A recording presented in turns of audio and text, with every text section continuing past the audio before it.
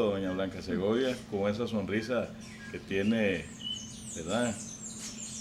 Una sonrisa saludando a Doña Blanca Segovia, y nos agrada mucho que vea el programa Fuerza Cooperativa. Sí, claro. Me interesa. Eso es la fuerza de Nicaragua ahorita. La fuerza de Nicaragua. Ustedes son, sí, ustedes las son cooperativas, de nuestro país, sí. Y se inspiran en el general Sandino, que fue el precursor, el primero que las organiza. El primero que quería tener, ese era el principio que él tenía. Ese era el principio que él tenía. La cooperativa, sí. Que él tenía. ¿Ya puedo comenzar? Bien, muy buenos días, estimadas amigas y amigos. Estamos con el programa Fuerza Cooperativa desde la casa de la señora Blanca Segovia Sandino. Todo un símbolo de la mujer nicaragüense por ser descendiente directa, la única descendiente directa del general de hombres libres Augusto César Sandino. Los avatares de Blanca Segovia, desde el asesinato de su padre, son tremendos. Recordemos que ella nace y con su advenimiento a la vida muere su mamá, doña Blanca Arauz, y desde ese instante se inicia todo un dramático proceso para tratar de salvarla, porque no tenía ni quien la amamantara al comienzo. Así es. Doña Blanca, primero bienvenido al programa Fuerza Cooperativa que estamos transmitiendo por el Canal 8. Nos da mucho agrado estar en su casa para entrevistarla para este programa. Y a mí mucho gusto de estar aquí con usted y sabiendo que viene de la cooperativa. ¿Usted tiene mucho amor por la cooperativa, doña Blanca? Sí, como no, porque eso fue una cosa que inicialmente mi padre deseaba tener, esa cooperativa, pues en todos sus escritos y todas sus conversaciones que habían hablaba de ella. Sí, así es que, y no solo por lo que él pensaba, sino que en realidad es una cosa muy útil para un país. ¿Por qué? Porque es una hermandad, se unen muchos, como dijera yo, voluntades de trabajadores, de dueños, de pueblo, se unen. Es un organismo muy importante. Es la comunidad. La comunidad es lo más valioso, sus propios problemas. Lo más valioso que hay, sí. Bien, usted viene al mundo en el año de 1933. Sí, 1933, el 2 de junio. El 2 de junio de 1933. Así es. Al nacer usted en San Rafael del Norte, muere su madre, Blanca Arauz. Mi mamá, quedo yo de 1 hora de nacida. 1 hora de nacida sí. Tenía ella, ¿verdad? ¿Qué pasa cuando usted nace y al morir su mamá, cómo sobrevive a esa dramática situación Blanca Segovia? Bueno, yo todo lo que voy a narrarle es lo que me contaron a mí, ¿verdad? Quedé demasiado tiernita. Dicen que cuando muere mi madre, entonces mi padre directamente se hace cargo de mí, pero como él andaba en los arreglos de paz, él tenía que estar saliendo con frecuencia, casualmente para el lado de Huihuilí, que es donde tenía concentradas las tropas él, en Huihuilí. Y entonces yo no tenía, no podían alimentarme, porque en aquellos tiempos se usaban unas mamadoras, le llamaban, eran muy grandes, y como yo estaba muy tiernita, la boca era chiquita y no me servían para nada. Entonces me alimentaban con miel, agüita de miel de jicote y un algodoncito, como un pajarito, pero eso no me alimentaba, eso era para callarme el llanto nada más. Y mi papá se desesperaba porque no hallaba qué hacer. Entonces había una señora que era la esposa de un primo hermano de mi mamá, de José Ramón Pineda, Audita Rizo de Pineda, y tenía un niño que tenía 6 meses, se llamaba Adalid. Entonces mi padre dice, no tengo ningún acercamiento, dice, con esa señora, pero voy a irle, dice mi abuelita, a suplicarle que me le dé el pecho a la niña. Entonces dice que mi abuelita me entregó a él y él eran vecinos, vivían enfrente. Entonces mi abuelita me tomó él dice, me tomó en los brazos y se fue. Y se le acercó a ella, estaba dándole el pecho a su niña. Y le dice, señora, le dice, mi niña, le dice, se muere de hambre. Démele el pecho, por favor. Y entonces ella me dio el pecho, pero como el niño ya era más grande, parece que ella no podía mantener ya al niño y a mí. Entonces le dice, se le secó la leche. General, le dice, ya no le puedo dar más leche a la niña. ¿Y qué hago? Le dice él, porque él salía a ver sus tropas y arreglar sus problemas que tenía con el ejército, pero no me descuidaba. Él llegaba a San Rafael con frecuencia. Entonces le dijo a mi abuelita, vamos a ver, le dice, vamos a mandar un bando, le llamaban en ese tiempo, era un grupo de soldados para que fueran por los valles, Suní, Sabana Grande, todos los valles de San Rafael del Norte, y que el general Sandino necesitaba una nodriza, que la que si quisiera se presentara al cuartel general, que era ahí en San Rafael, en la casa de ellos, de mi mamá y mi papá, que se presentara. Entonces nadie llegaba, pero mi mamita Lucila, mi tía, la que me crió, hermana mayor de mi mamá, estuvo algún tiempo de maestra en Suní y conocía a todas esas campesinas de Suní, de San Marcos, todas esas campesinas que iban a recibir clase con ella. Y un día que era el día 26 de julio, día de Santana, mi familia es muy creyente, somos católicos y respetamos muchísimo, tenemos nuestras creencias. Entonces mi mamita Lucila, digo mamita porque así me acostumbré a decir, sí. Mi mamita Lucila se fue a misa un viernes, primer viernes, que se acostumbraba a ir a comulgar a la iglesia, y entonces se fue y a llorarle a Santana, que era 26 de julio, suplicándole que intercediera ante Dios nuestro Señor para que consiguieran conseguir una nodriza. Ella se fue para misa y otra tía, Isolina, que quedó allí cuidándome en la casa, llegó una muchacha vestida de negro, 18 años, blanca, pelo negro, ojitos negros, me la describieron y todo. Era jovencita la muchacha. Y llegó y le dice a mi tía Isolina, quiero ver a la niña Chila, le dice, que era la Lucila, la que fue su maestra en su valle. Quiero ver a la niña Chila, le dice.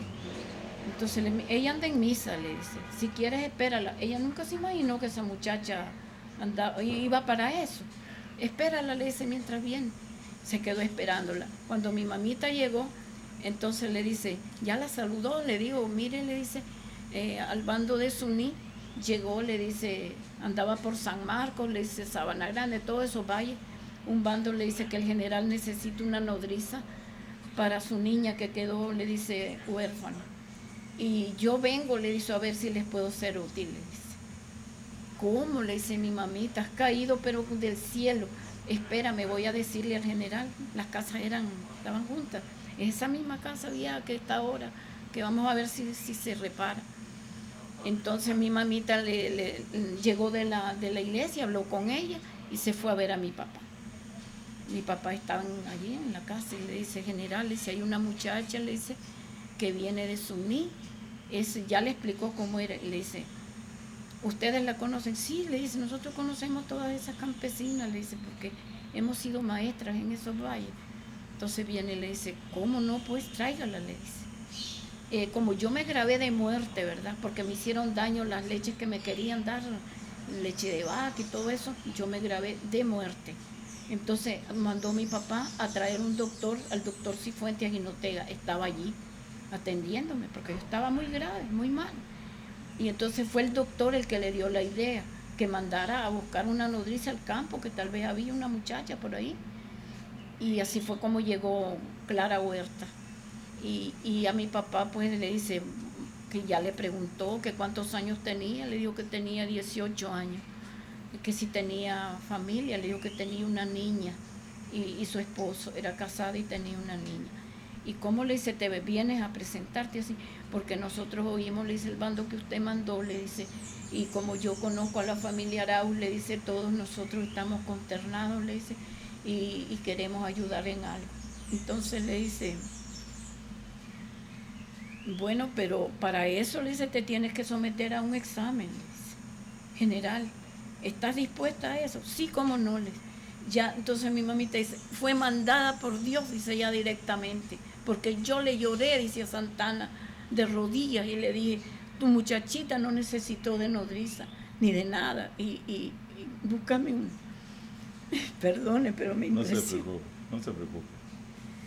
Entonces dice ella que, me contaban todas ellas, mis tías, que desde ese momento, dice la muchacha, ya el doctor Cifuentes la chequeó y le dice, magnífica, le dice, una buena mujer, le dice, pero le dice, vamos a mandar a hacer análisis a Jinotega, es el único lugar donde hay para análisis, para sangre y todo. Entonces, ¿verdad? Mi papá mandó un soldado a sacar los análisis a Jinotega, regresó y le dijo que estaba en magníficas condiciones, y ya mi papá le dijo, bueno, le dice, te vas a quedar, le dice, pero eso sí, no vas a volver a ir a tu casa, le dice, mientras estés atendiendo a la niña, le dice, ¿estás dispuesta a eso? A todo, general, le dice.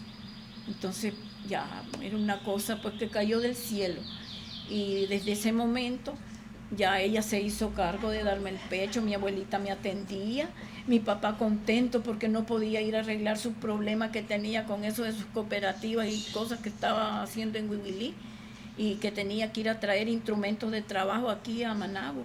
Iba a traer un oro para cambiarlo por utensilios del campo, y no podía moverse porque estaba yo muriéndome. Entonces, cuando Sandino iba a viajar a la negociación final de la paz, fue su último viaje cuando fue asesinado, según me dicen a mí. Managua sí, a Managua fue el último viaje, a Huihuilí no. A Managua. Sí, a Managua. A Huihuilí viajaba. Pero antes y de viajar, antes de su último viaje, dice como que el general Sandino presentía algo, que la tomó usted en sus brazos y la llevó. Me retrató en la tumba de mi mamá. En la tumba, se la llevó a la tumba, ahí lloró mucho, dice, ante la tumba. Sí. Era como una despedida. Pero como era una niña demasiado tiernita, chiquita, tenía 6 meses. Sí. Entonces mi abuelita Esther dice, y debajo de esta brisa, dice, con esa criaturita, dice, ¿qué iba a hacer este hombre? ¿Para dónde irá? Y ella lo siguió sin que él se diera cuenta, la cuenta de ella, ¿verdad? Sí. Y entonces dice que llegó a la tumba de mi mamá, allí se sentó, dice, conmigo un buen rato, lloró, y después se fue. Dice que cuando iba llegando a la casa, ¿verdad? Ya entonces ya tenía la muchacha lista, que era la que se iba. Fue el último viaje. Ya él no me volvió a ver más, porque dijo que tenía que ir a arreglar esas cosas que tenía que hacer en Huihuilí, y después venirse para Managua a firmar la paz. Ese era su plan que él tenía. Y que quién sabe hasta cuándo me volví a ver. Me tomó muchas fotografías. Me retrató sentadita en una mesa con las 2 banderas cruzadas, la pistola de mi mamá y la pistola de él. En fin, él emocionadísimo conmigo. Y cuando ya se despidió, entonces dice que me dio muchísimos besos y les digo a todos allí, a mi mamita a mi tía Lucila, a mi abuelita Esther y tío Pedro Antonio, que era uno de los que andaba con él, que fue secretario de él. Y le dijo, aquí queda la niña, le dice, cuídenmela. Yo, le dice, voy a regresar. No se preocupen. A mi niña no le hará falta nada nunca, le dice. Siempre tendrá lo que necesite. Y es verdad, porque en realidad, pues, a pesar de haber sido huérfana de padre y madre, tuve siempre lo que necesitaba. Pero ya lo que él decía ya era como que si moría o no moría, pues yo estaba garantizada. Eso es lo que le entendieron ellos a la familia. Mi abuelita le decía, no vaya, general, le dice, lo van a matar. Entonces le dice, no, doña Esther, le dice, tengo que ir, le dice. Las tropas, le dice, necesitan, le dice, necesito organizarlas, le dice, y dejarlas en buenas condiciones. De Pedro Altamirano, que andaba viajando con él, viajaba mucho con él, casi siempre lo acompañaba. El general Estrada y Humansor eran los que más lo acompañaban. Allí en mi casa, allí se quedaban con él y salían con él, y donde andaba él, allí iban con él. Y como ese era el último viaje que iba a hacer, venía con ellos y con el coronel Santos López, que desde niño estuvo con ellos. Y ya se despidió, dice mi mamita, te beso muchísimo, dice, y dijo, cuídenmela, es lo único que queda de todo esto. ¿Qué le decía Santos López de Sandino cuando estuvieron en Cuba? Él dice que cuando yo nací, como él estaba allí con el general Estrada, Estrada lo dejó cuidando las tropas en Huibilí, porque allí estaban concentradas las tropas. Entonces dice que el coronel lo acompañó. Humansor, no, él iba a pasar por Humansor y por Estrada, para ya venir para Huibilí, ya no iba a volver a San Rafael, pero cuando llegó a San Rafael andaba el coronel, andaba Pedro Altamirano con él. El último viaje pues que hizo a San Rafael, que me vio a mí, pero dice que él, lo primero que hizo, Blanquita, que no se me olvida nunca, me dice, agarró aquella grismita, me dice, linda, bien vestidita, me dice, preciosa, en una cunita hecha, saber, yo no sé, dice, y se fue donde estábamos nosotros, dice, y dice, miren, esto es lo que queda, les dice, todo esto es de ustedes, les dice, y dice que entonces se las dio a cada uno y ellos me chinearon, pero alegres ellos, porque ellos nunca se imaginaron que se iban a morir. Pero él me contaba eso pues llorando, el coronel. Ese momento, dice, para mí fue, imagínense, darme aquella grisma, dice, yo cogí aquella grismita de 6 meses, dice, estaba linda, Blanquita, me dice, porque él me tenía mucho cariño, estaba linda, me dicen, cuando el general, dice, nos la puso en las manos, dice. El que iba allí, dice, que iba conmigo, era Estrada, dice, Estrada sí iba allí, dice, todavía no iba Humansor, íbamos a pasar por él recogiéndolo. Dice. Y sobre el asesinato del general Sandino, ¿qué le comentó el general Santos López? El coronel Santos López dice que llegaron a la casa de Sofonías Salvatierra, y dice que estando allí, Sócrates se echó unos tragos. Le hicieron una invitación para que fuera a cenar y a firmar la paz. Después de firmar la paz, una cena en casa presidencial. Entonces dice, como Sócrates estaba tomado, le dijo al coronel le dice, quédese cuidando a Sócrates, acompañando a Sócrates, aquí no puede quedar solo, le dice. Y entonces quedó solo, dice, mi tío Sócrates, la empleada con un niño y el coronel. Quedaron en la casa de Sofonía. Mi papá se fue, dice, con Humansor y con Estrada para casa presidencial, porque iba a ir otro, no me acuerdo quién era, pero dice que tenía su novia y había salido y se había ido. Entonces mi papá solo se fue con Estrada y con Humansor. Y al llegar, dice, ellos se fueron, dice, nosotros quedamos, dice. Se durmió Sócrates allí, dice, cuando de pronto, dice, se paró, dice, un vehículo del ejército. Y, no, dije yo, dice, esto es que vienen a matarnos aquí. Solo estaba Sócrates y él, y la muchacha y el otro. Pero yo, dice, me parapeté, decía él. Me parapeté, dice, detrás, dice, de unos sillones que habían. Y Sócrates voló, dice,